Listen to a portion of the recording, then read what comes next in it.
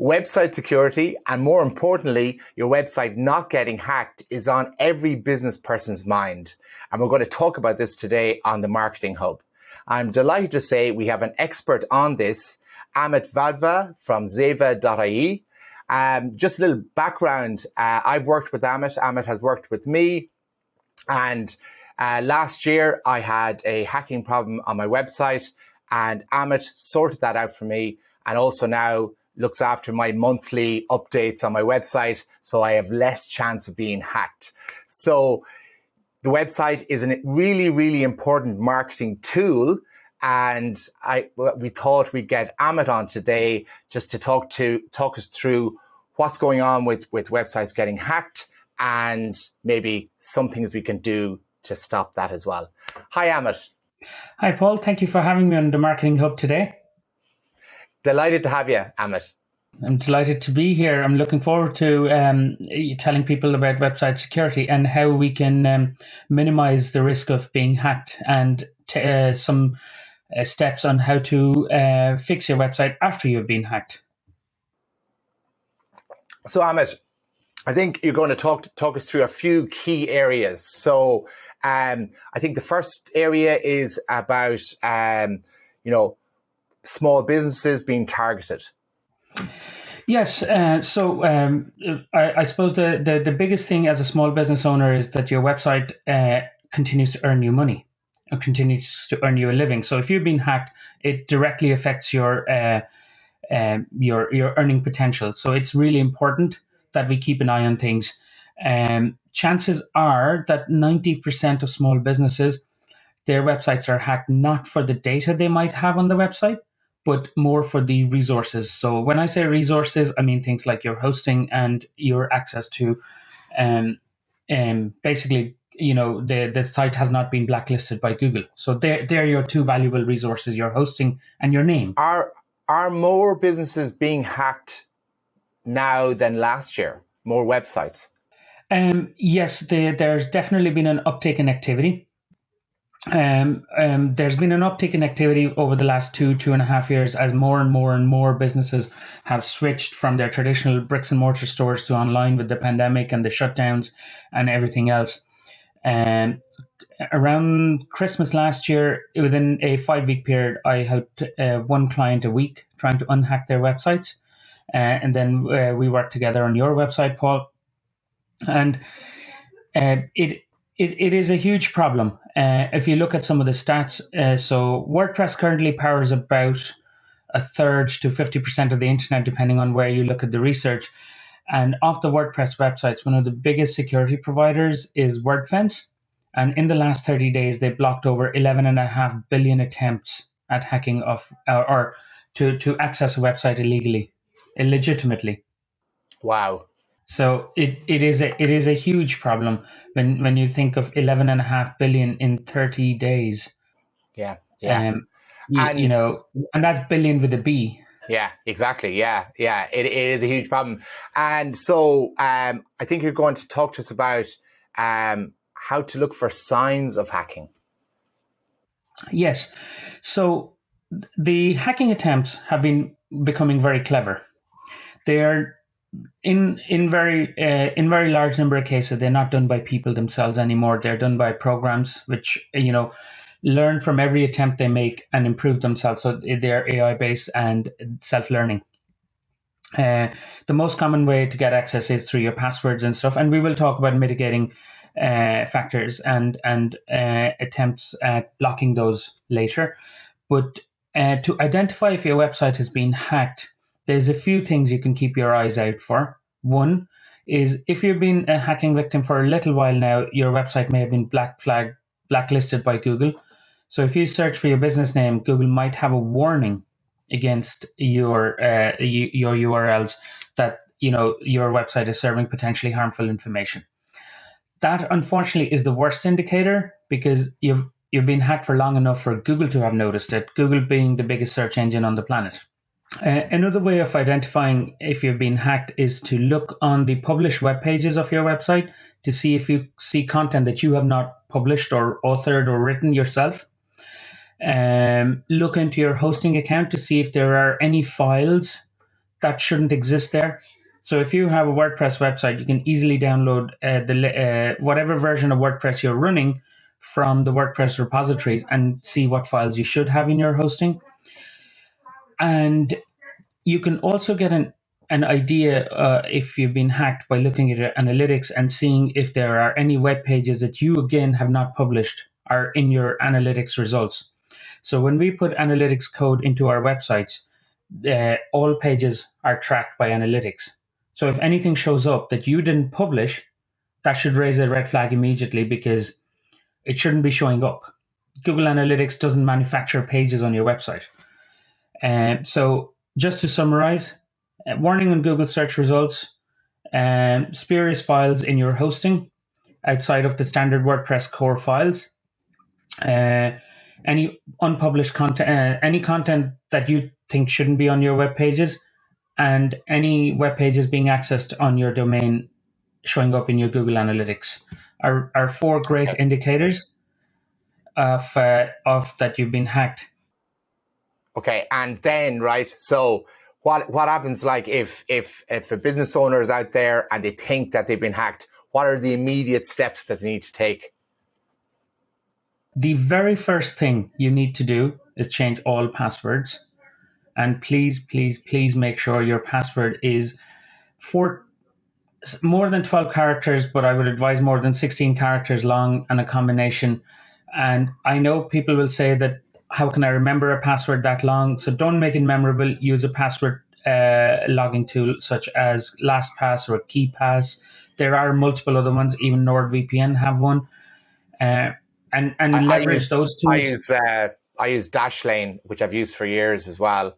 And like I don't have to remember or write down passwords anymore. I know writing down passwords, bad process. But yeah, definitely just having it on your phone, on your computer, and you don't have to remember passwords anymore. It's brilliant. Absolutely. And why do we need long passwords? Because every single character that we add to our password increases the complexity of the password and decreases the chances of being hacked many fold, because every character can be one of uppercase character, lowercase character, special characters, numbers, underscores, all those things. So the more options we have for character and the more characters we have, they multiply to increase the complexity. They don't go, if you have 14 characters, it's, one more likely than 13 character password. It's multiple times more difficult at being hacked. Is it exponential? Is that the word? Almost, yeah. Almost, something like that. Yes. It's staggering. I was going back to my college maths there, going, am I saying the right thing? No, absolutely.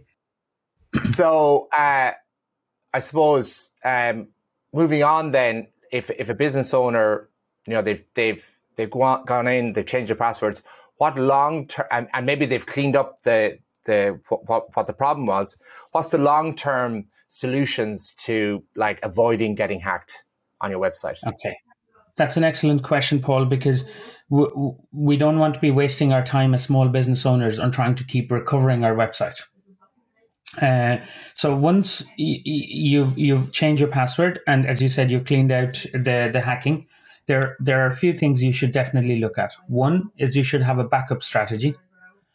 Why you need a backup strategy is it mitigates against any loss of data. So if you've been hacked today and you had a backup from yesterday, you only lose 24 hours of changes. If you have a high traffic website, I would suggest an hourly backup solution, so that you lose only up to an hour, because you don't want to lose orders. You can use automated backup solutions, Jetpack, GoDaddy, GoDaddy Pro, I think they're called. There are other ones. Find one that works at a price point that works, but it's well worth it. Two is keep your platform up to date. Now, if you're on platforms such as Wix or Squarespace or any of those, they update the software, so you have less of a concern there. If you're in a self-managed WordPress, make sure that your plugins, your themes, and any other extra code that you have there is up to date. Plugin and theme and WordPress version mismatch does create weaknesses in your platform, and you're only as strong as the weakest link. So keep them up to date. And thirdly, put in a application firewall such as WordFence to do automated security scanning at least once a day, maybe once in 48 hours, and act on those results. And last, but by no means least, is add in login security. WordFence comes in with two-factor authentication. And every time somebody logs into your website, you have to input a 6-digit code from your phone, which changes every 30 seconds. So it's a randomized process. That two-factor authentication is the single biggest weapon against hacking. And in conjunction with complex passwords, can reduce the chance of being hacked to very, very small. Word of caution, though, all of these are our best efforts, and the hacking programs and the hackers are also getting cleverer. And this is by no means 100% guarantee that nobody will hack you. It just reduces the chances exponentially, as you said earlier. Hopefully we're using that term correctly, and yes. Somebody's not going to come back to us on that. So that's really good, Amit. And like, just from my own experience, I've implemented that, and I now have you looking after the updates of the plugins and the themes for my WordPress site every month. So I know that that's done, and I don't have to think about it. But having the 2FA really just gives me that feeling of security that I'm not open to hacking as I was, which is fantastic. Yeah. So I can concentrate on my business, which is the main thing, right? And that's what this is all about, Paul. That small business owners, while we have to do everything from working on the business and in the business, there are things that can be automated or outsourced, and we need to be doing that to reduce our tangential journeys on maintaining our website or backing it up or securing it.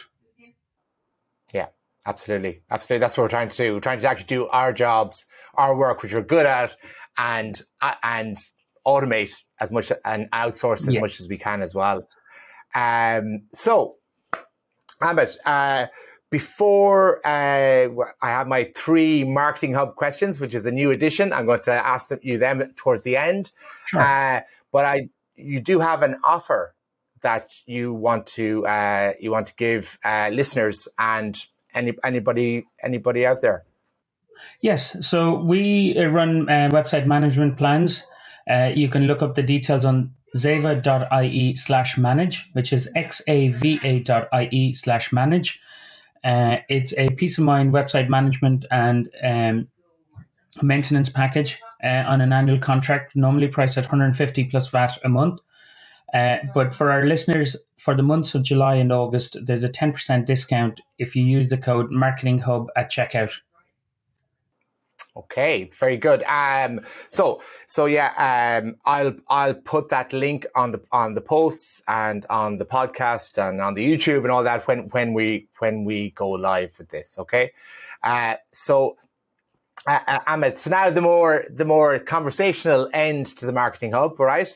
So Amit, I have 3 questions that we're going to be asking people that come on the Marketing Hub, all from different areas of marketing and just getting unique insights, okay? So the first question is, what one marketing technique have you used in the last year or so that has been particularly effective? So in the last year, obviously coming out of the COVID pandemic, there was a strong demand with the TOVS, but once that died down, trying to get business in a highly competitive industry has been a welcome challenge in some ways. But to be able to stand out, I think I recognized with some help was that people didn't know I was a WordPress expert. And I think small business owners can be guilty of this sometimes, in that we're so busy working in and on the business that we forget to tell the world what it is that we're good at. So I've changed the tone of the website for Xava, and I've started a blogging program in which I'm telling people how and why I chose WordPress and what we can do with WordPress. So, don't forget to show your expertise and to talk about it. Yes, that's key, isn't it? And I Yeah, think I suffer from that a bit in my business as well, because we're an agency and we have a lot of different services and products, and sometimes maybe even in networking groups, people might not understand everything we do. So one piece of advice somebody gave me recently was, when you are speaking, speak of one specific thing so that people can learn about that, and don't try and squash in too much. So that's exactly. good advice. That's a nice one, Amit. And the second question, with your unique viewpoint related to websites as a marketing and a selling tool, how do you think they are going to evolve in the next year? That is an excellent question, and one that sometimes keeps me awake at night. How we're going to come up with the next big thing for our clients or for ourselves. In some ways, Zava is a client of itself as well.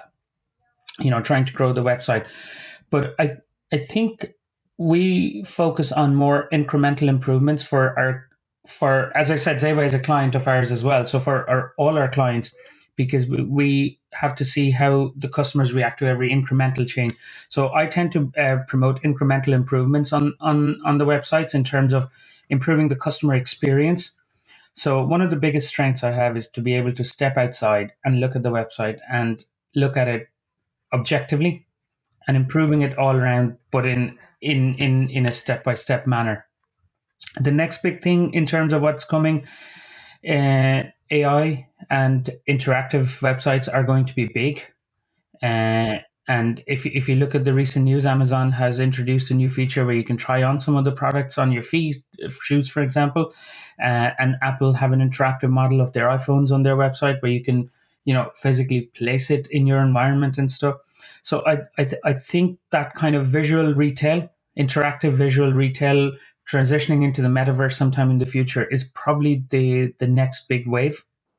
Yeah, yeah, absolutely. I think that as well. I just see AI coming everywhere, and the use of data just to automate things as well.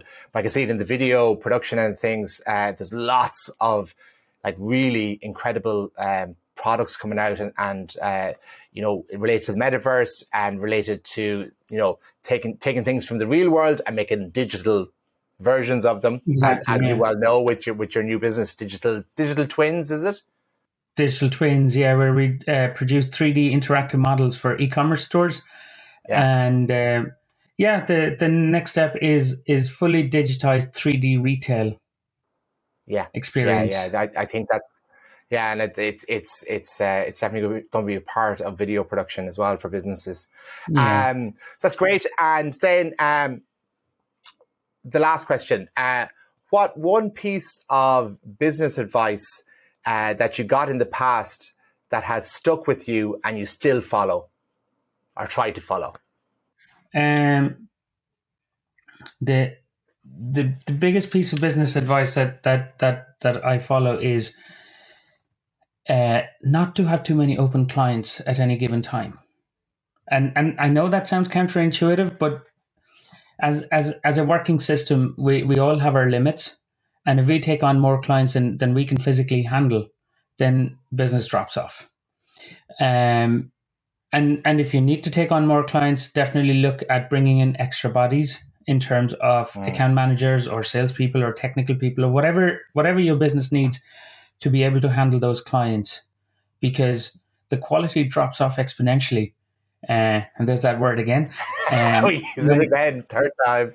When we start taking on too much, I mean, I know we've all started businesses to earn money and to have a good lifestyle, but our name and our brand are the biggest things we have that we put out there. And if people are talking about us behind our back saying that we don't provide a good quality service, we're doomed. So Yeah. we have to know our limits.